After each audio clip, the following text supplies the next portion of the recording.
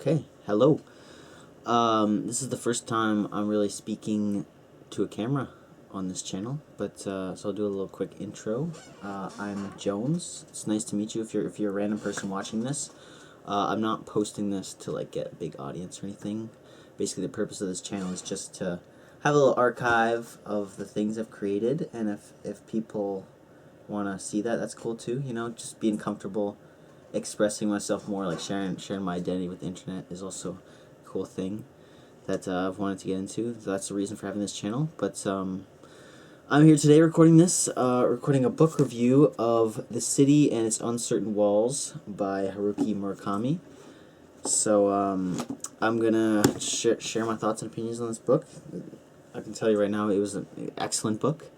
I'll do a first section where I try not to spoil the book, and then I'll like tell you guys when I start spoiling stuff, so you can leave the video if you want. So give you a quick outline of this book. Clearly, this book is well loved. I've got plenty of stains on there, you know.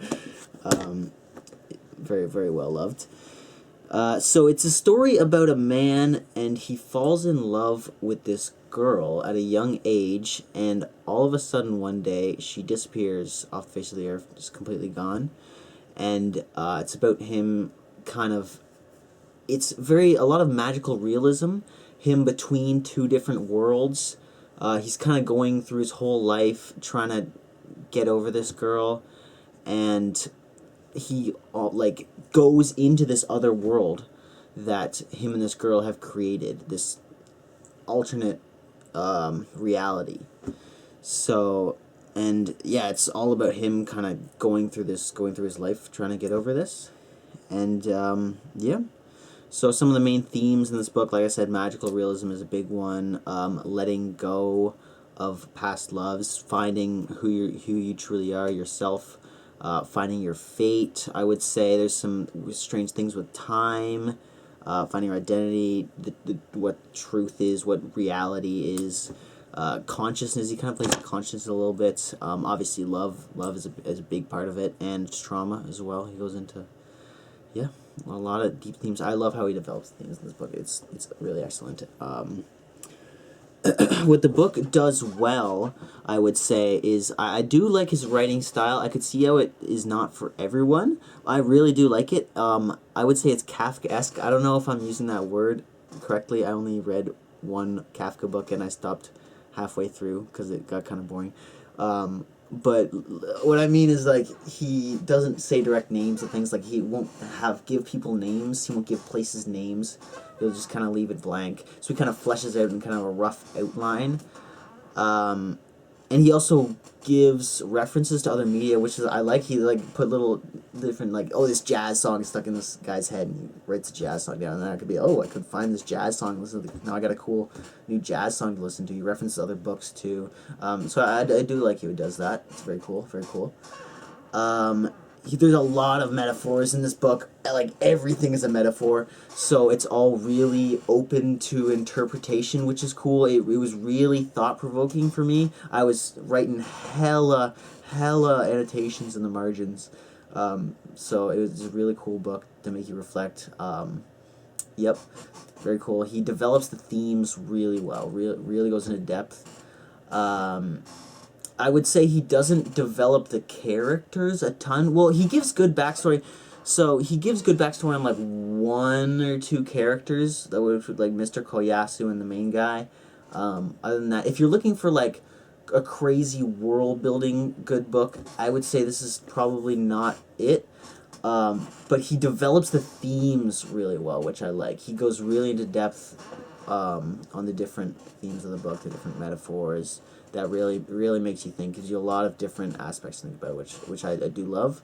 Very thought-provoking, and it's just beautiful. This book is, I really love this book. I must say that it made me cry a couple times while reading it. If you can relate to the book, it's a lot more powerful. That brings me to my next section, what it does do as well. I could see if you didn't relate to the main character, he would be kind of hard to root for, because he's kind of just a loser. he doesn't really do that much with his. It's all the magical realism thing is where his life is going. But if you think about it, he's kind of a loser, in reality. So I can see if you haven't gone through like this breakup and love, loss, all this stuff, then it would be not that exciting, I guess. What else doesn't it do well? It's kind of, yeah, sparse world building, like I said earlier. He doesn't develop it super well. So if you're looking for like a fantasy look with a crazy cool world and super concepts, it does have cool concepts. It's got like ghosts and all this stuff. It's got crazy stuff happening in dreams and weird walls that you can go through. Oops, I'm spoiling it. But it's cool. It is cool. But I'm saying like he develops more on the themes than the world. So yeah. I think that's all I have for that non-spoiler part. Is this reread worthy? Yes. I have read this once, but I'm very much looking forward to my second reading of it. I have a bunch of things I still have lots of questions about, and I'm really excited to read again. So yes, it's reread worthy. Overall, very beautiful book. Just the way that he writes, I don't know. I can't fully describe it. I can't describe everything. Can't put everything into words, but it's just a very beautiful book. And I would highly recommend checking it out. So if you haven't read it, get out of here. Go read it for yourself before you watch the rest of this. Okay. Alright, now the cool people are here. Okay. I'm just going to talk a bit more about some of the things that I found, some of the topics that I had thoughts about that I thought were cool. How you can't love someone if part of your heart is reserved for another. Yes. So there is one quote here. Let me pull this up that he found. But even... Oh, no, not that one. Inside, I always held back a part of me, keeping a piece of my heart in reserve just for you. But is that possible? To reserve a secret part of your heart for someone while another part loves someone else. It can't go on forever. And I think that's so true. If you have recently been through a breakup, you can't go into a relationship. You have to find yourself first, find your own identity, be comfortable by yourself, because I mean, unless they treat you like shit and you just instantly want to get out of that. I haven't been through that.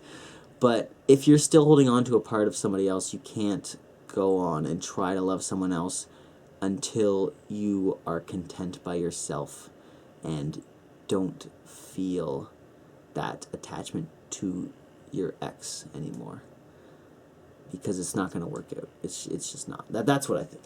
Anyway, feel free, if anybody is actually watching this, I would love for you to talk in the comments with me. That'd be cool. Okay, next topic. So I thought what the town was, like that town that he builds, that is a whole metaphor for what's going on inside his mind, that he has all these defense mechanisms built, like the walls that are not actually real walls. I don't know if that's... Okay, so how the outside of the walls is just a barren wasteland. I would say that that's kind of a metaphor for that he thinks there's nothing out there for him in the real world. The only thing where there's anything left is inside this part of his mind where he's still with this girl. And he's telling himself that, oh, there's nothing out there for me. I've seen everything, there's nothing. His personality kind of comes out in the town, how people don't really talk to each other. He seems like the guy, he doesn't really talk to that many people, so everyone in the town is kind of like standoff, nobody talks to each other. That seems like his personality, where the town's always watching. His mind is always kind of like monitoring things. He's got these shifting defense mechanisms that he's got going on. There's still some things I have questions about. I'm not sure what the beasts are. I'm not sure what's up with that. Which is, again, I'm excited to reread it, and if anybody's watching this, feel free to leave a comment. I would love to read it. The shadows next is what I want to talk about. The shadows. So I think what he's talking about a shadow is a past version of yourself. At the same time, you are always a past version of your future self. You're always a shadow of your future self, which is what I think that one section of the book where they were in a dream. There's a quote here. Did you know that the two of us are nothing more than someone else's shadows? Okay, maybe that was a past event thing. Anyway, I think it's cool to think about that you're always changing and you're always a shadow of yourself. So you always keep this shadow of yourself with you, which is all the past experiences that you've had. And maybe in your mind, you just keep on the present yourself. I'm not fully sure. I haven't fully developed the shadow idea. One thing I thought was cool was the ghosts and the shipwreck analogy. How he was talking about this other book where there was a girl and it would be a ghost of a girl that would like call this boat and it would like guide them and they would shipwreck themselves. And I think that's kind of how people can destroy their life in pursuit of the past. These ghosts, these shadows of the past versions of people. Yeah, and just not to dwell in the past and focus on these shadows and to just get rid of your shadow. Just don't focus on the shadows. Focus on what's real. What's the present, you know? Don't shipwreck yourself. Yep. Oh, I love Mr. Koyasu. Mr. Koyasu is a really good guy. So I love his whole kind of vibe that's just be yourself unapologetically. And this guy that went through his whole life being kind of very rigid, and near the end he realized, you know, just be yourself. Just do what you want to. Just wear a skirt if you want to. Wear a cool beret that your niece got you in France. Why not? Because it's awesome. You know, it's a cool vibe. Just find your own identity and cling to that and just embrace that and don't care what anybody else thinks. I think Mr. Koyasu is an awesome guy that we could all learn a lot from. And also, he's a fucking ghost, man. That's badass as hell. I don't want to be a ghost when I die. That's cool. I'm going to be a ghost and go talk to my friends again and be like, yo, what's up? I'm a ghost now. Anyway. Memories. Memories are very sacred, special things. And it is beautiful how a memory can't be altered, and we always have that kind of locked up in its little box, precious gem of the past. But we have to realize memories are nothing but memories. They're just shadows. So you can't live with shadows. And that's why he couldn't live in the town, because it's not the real her, it's a shadow of her. Okay, if you have watched Inception, you know what I'm talking about. He couldn't live in that fake reality that he created because he knows it's just a shadow of her. It's not the real her, because the real her would always surprise him. The real her would always do something new, but it's always predictable. If it's just from your memories, it's not a real person. It's just your collection of experience that you had with this person. And so, yeah, you can't live with that. It's not exciting. It's not life. It's just the past. It's just a shadow. All right. Another theme I thought was really cool, that you can't know everything. That was kind of a more minor one, but he kind of touched on that with the thing where Mr. Kayasu's wife that killed herself leaving the scallions behind in the bed. He'll never know why she left a random scallion in the bed when she went to kill herself, and it kind of messes with his mind. But he can't know. There's nothing he can do. He will never find out. But that's okay. You just have to accept that you can't know everything. And with the ghost woman thing, how sometimes it would be bad to know everything. If you knew everything, would you just go crazy? Would it drive you mad? The ghost woman thing I'm talking about, that weird dream thing where the old guy tells him about how he saw a ghost and the woman turned his head and it like messed with his mind. He's like, oh. But yeah, you gotta accept that people aren't gonna tell you everything they're thinking. You're never gonna know everything. You just have to go through life being yourself and accept that you're not going to know everything and be happy with that. You know, ignorance is bliss sometimes. It's a happy life to not know everything. If you did, you'd go kind of crazy, I feel like. Okay, the boy with the yellow submarine jacket, I don't really know much about this guy. I feel like I didn't grasp that fully. Maybe it's like to become fully himself, you have to engage in some passions where, you know, the boy's consumed by this, just like reading books. Maybe your passion is like really getting into reading a whole bunch of books, and through that you find who you are, you find your identity. Just, you have to have some kind of pursuit, some kind of hobby that you engage in all the time, and that makes you yourself. And that's how he finds himself, is that he combines with this boy. I don't know. I feel like he has to have a reason for, like, he could have done anything to get the guy out of this place, and why he made it a boy biting his ears is kind of lost on me. So I gotta read more to find the answers to that. With losing the shadow, how you have to lose your shadow to go into town. I don't know, that's like leaving your past self behind. Yeah, I haven't fully developed the shadow and the boy ideas yet. Hopefully I will touch back on this another time. Love and loss. So love and loss are not things to be played with. They can change you very deeply. I do have a quote here that I'm going to pull up that I really loved. But even so, I still have the strong, vivid memories of having loved someone with all my heart, a feeling that seeped into the palms of my hands and still remains.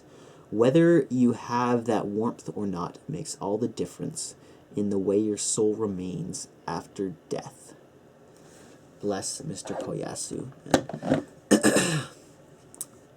Yeah, I really think that's true. I think you must experience love at some point in your life. It's such a deep feeling that you can't describe and you can't get from anything else. Just having that deep connection with someone. And I do think that loving someone leaves an impact on this world after you die.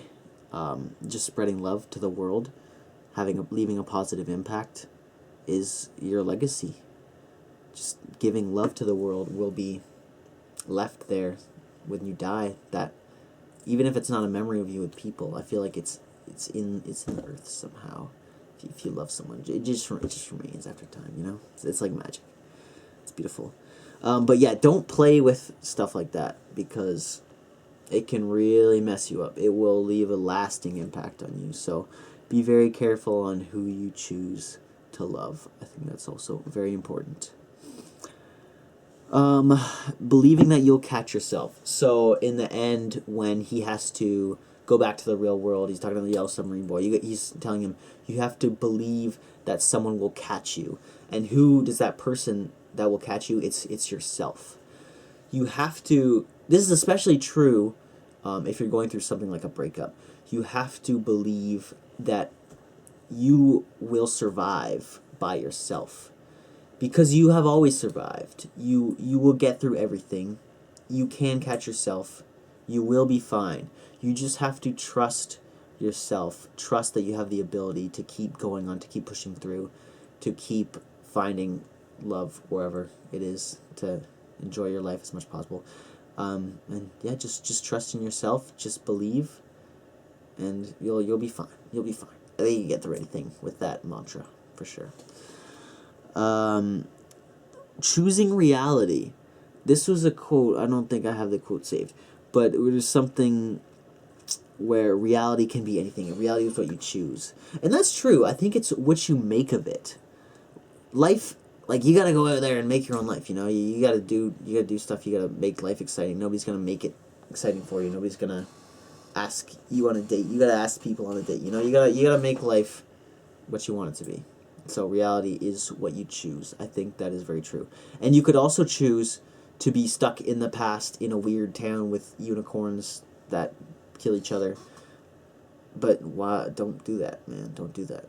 So, you know, life is what you choose. You gotta choose the path that feels right to you. And listen to the signs of the universe. I think there was some cool fate things in there. I always love the theme of fate. How he has that dream about the library and the beret, and then he goes to the interview, he sees the beret there, he's like, oh, it's a sign. And I think that is kind of true, that you again, you can't take signs too literally, because a lot of, like, there's signs all around you all the time, and what's really a sign. But you do gotta listen to the world, to what the universe tells you, because it will tell you all the answers. All the answers are within you. You just gotta listen to yourself, and you'll know what the right path. You don't have to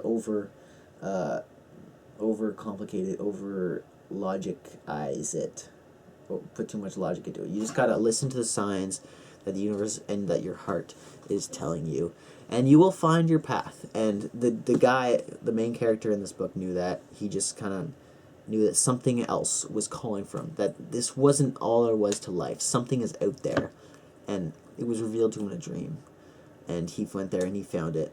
And I hope that he had a happy ending with the woman from the cafe. I really do, and I think that was his fate, and that he couldn't have loved this girl until he fully got out of the town. Yeah. That you can't. That's the last thing that I want to talk about. That you can't fully be yourself until you let go of the past. Yeah, you have to live in the present. You can't. I mean, you can reminisce in the past and like that's totally cool, but you can't live in the past, and you can't hold on to things that happened a long time ago in the hope that they'll come back. And just like, you're not gonna be fully there. You're not gonna be fully in the present if you're doing that. You have to find yourself. You have to trust that you are all you need. That the present is all you need. You don't need anybody else. And you just gotta enjoy life to the fullest and live in the moment. And that's so true. And yeah, I hope you had a happy ending with that lovely girl. So I think that's about it. All I had to talk about.